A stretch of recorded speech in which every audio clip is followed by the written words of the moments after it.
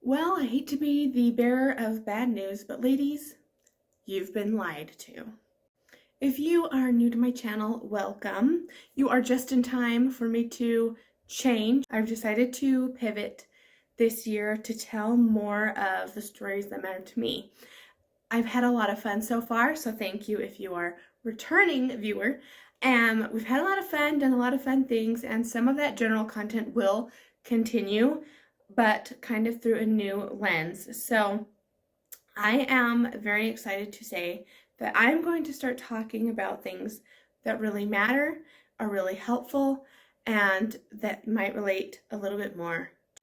So something that I see women on YouTube talking about a lot are like homemaking, cleaning, weight loss, and all these very helpful things. However, there seems to also often, this is a generalized statement by the way, I don't mean this of everyone, there are plenty of YouTubers that I love watching who do all of the above, but generally there seems to be a theme that women especially have been told that there's a one-size-fits-all solution for all of your problems. Do this diet, do this morning routine, clean your house with this product, etc., etc. And maybe that doesn't work for you. I know it hasn't for me. So if you're like me and you feel like you have done it all, tried it all, and sometimes it's worked, but nothing's really stuck, nothing's worked long term, then I would suggest, first of all, it didn't really work. So my channel is going forward, I'm going to tell you what has worked for me, but instead of being prescriptive and telling you to try the same copy and paste method as you've probably already done 100 other times, I'm going to share the principles behind what I'm doing. Yes, you'll see the specifics because I'll be taking you through what I am doing. However, the point will be to emphasize the principles and figuring out a way that you can make it fit for you. No more copy and paste. So as someone who has tried multiple routines, diets, financial advice, you name it, and not really applied it and felt bad about myself and that maybe it was a me problem, I started doing a lot of research. And instead of you having to spend hours at the library as I have been, I'm going to now present those things to you in a shorter version. On this channel we will be talking about weight loss, how to do it without dieting. We will be talking about finding a routine that actually works for you. We'll be talking about struggling with motivation.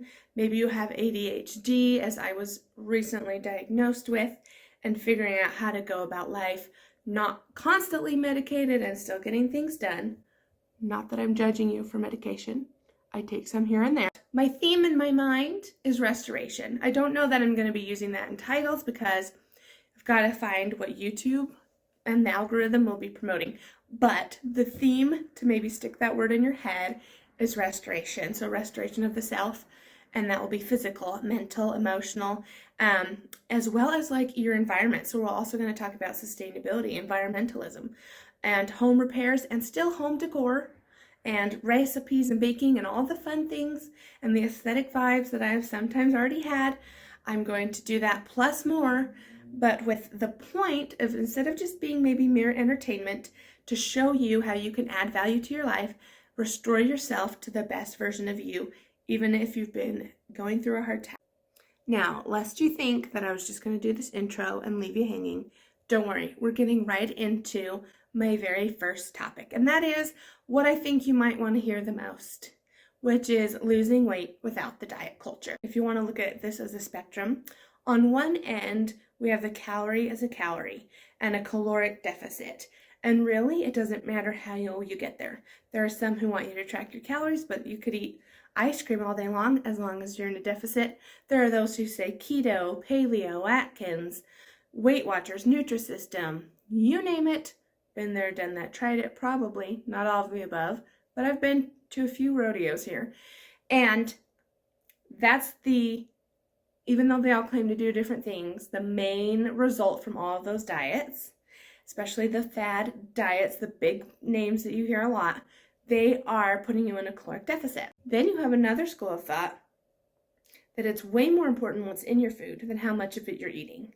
So anti-sugar, clean eating, saying that sugar is the main reason that America is overweight. I just want to pause here too and say I'm not a doctor or an nutritionist and certainly not a dietitian.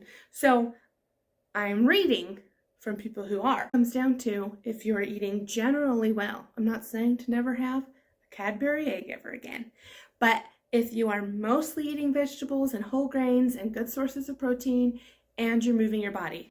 19 out of 20 people go on a diet. Within 5 years of stopping the diet, they will have gained the weight back. And if you have to continue the diet and there's never an official stopping point, that also does not count as success. So we hear a lot of people say, change your lifestyle. Well, what does changing your lifestyle mean? It means that you are not going on a diet. You do not have to sign up for WW, order Nutrisystem's cardboard tasting food. Sorry, no offense, Nutrisystem people. I'm just saying, it's not that good. And if you tried to make it better, it probably wouldn't be better because you'd have to add more sugar and stuff. But rather than stressing out over what the ingredients are in your food, freaking out over who you should believe about what's good and what's bad, what's clean and what's dirty, what should I do? Here's the principles that I'm telling you to apply. Embrace yourself because this is groundbreaking rocket science, okay? No, it's not. Go back to the basics. We know that plants are good for us. You don't have to be vegan or even vegetarian. I'm not telling you to completely radically change everything you do. That's in fact the point of this, is to say you don't have to do that anymore. Pick what works for you as long as you are eating more plants. Eat those vegetables, especially the green ones. Number 2 is pick more whole grains and try to eat them less naked. Dress them up with a little bit of protein or fat or something. You do not need to freak out over the current war on oatmeal and then obviously just lowering your added sugar intake. Again, you don't have to be obsessive about this. I'm not telling you to start counting. You can if you want, but I'm not suggesting that you read every food label and count out how many added sugars, but just being mindful that the majority of your day is filled with more plants and then go down from there. So again, find what works for you and just be more mindful about what you are eating and how much of it, when listening to your body. Movement. Again, not counting calories, not trying to figure out your net calories at the end of the day and how much you need to burn. Don't even think about the exercise as part of the weight loss, but do it to start taking better care of your body. Now you might be saying, what does this girl know just because she read a few books at the library? This is not to get into like a big pharma conspiracy theory. However, we know there are bad players in every field, and we see it a lot in such a hot topic as weight loss and general health and wellness. Rather than get into controversy and contention and confusion and overwhelm over who is right and who is wrong, trust yourself and start making the little changes that you already know. You don't need to research the next big thing of how did so-and-so lose 50 pounds. You know the vegetables are good for you. You know the whole grains are good for you. And listening to your body, you may also have dietary restrictions for ethical reasons, religious reasons, allergies, sensitivities, intolerances, you name it. I've probably also been to that rodeo too. I've got 1,000,001 food allergies. But rather than being influenced, some people who are telling you the truth, some people who are telling you the truth for good reasons because they want to help, some people tell the truth but they're there for the money, and some people who outright lie to you for the money. Trust yourself to know what to do and make the changes that are going to work for you.